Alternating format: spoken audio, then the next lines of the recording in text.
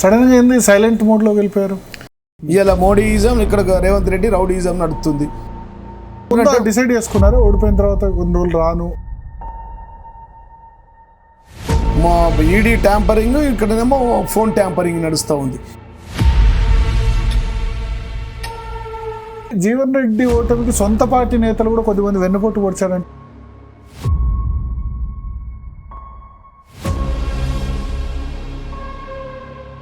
మా పాలు తాగి రొమ్ము కోసేటోళ్ళు, రొమ్ము కోసిన వాళ్ళు cheaters, father of the cheaters.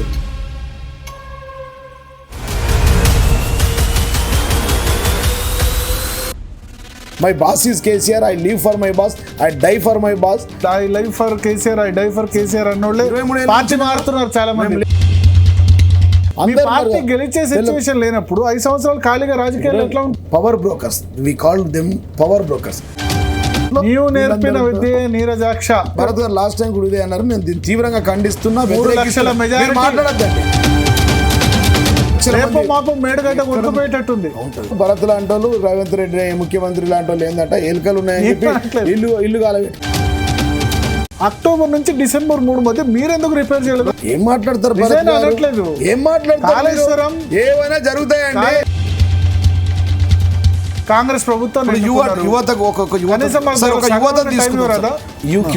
U3 ఉద్దర ముఖ్యమంత్రి, యూటర్న్ ముఖ్యమంత్రి, యూట్యూబ్ ముఖ్యమంత్రి చెప్పనియండి సార్. భరత్ గారు మీ నోట్ల నుంచి 6 గ్యారెంటీలు 620 కాదు సార్. చూడండి సార్, కాంగ్రెస్ పక్షపాతి లాగా మాకు అనిపిస్తుంది. కాంగ్రెస్ కనీసం సెకండ్ ప్లేస్ వస్తుందో టీఆర్ఎస్. ఫస్ట్ ఈ MP fake and false and fraud. F3 MP 1,000 కోట్లు ఉన్న జీవన్ రెడ్డి దగ్గర ఆస్తులు అంటారు. మీకు తెలుసు భరత్ గారు, మీకు తెలుసు భరత్ గారు, మీకు తెలుసు భరత్ గారు. కాంగ్రెస్ వాళ్ళ మీద ఈడీ సిబిఐ ఎంక్వైరీ. ఇప్పుడు DNC అంటే ఇండియన్ నేషనల్ చీటింగ్ పార్టీ. సిద్ధమే కదా, ఏముంది హ్యాపీగా పోతా. ఫస్ట్ నీకే ఫోన్ చేస్తాను, అన్న వెళ్తున్నా అని చెప్పి. మరి ఏం చేస్తా? కాంగ్రెస్ పార్టీ రేవంత్ రెడ్డి రిఫరెండం అంటారు. జీవన్ రెడ్డి కూడా అధికారం తలకెక్కింది అని ప్రజలు భావించారు. అట్లా ఏ ఊర్లో అయితే ఓడిపోయినా ఆ ఊర్లోనే గెలిచేస్తా. ఇదే భరత్తో గెలిచినాక ఇంటర్వ్యూ చేస్తా.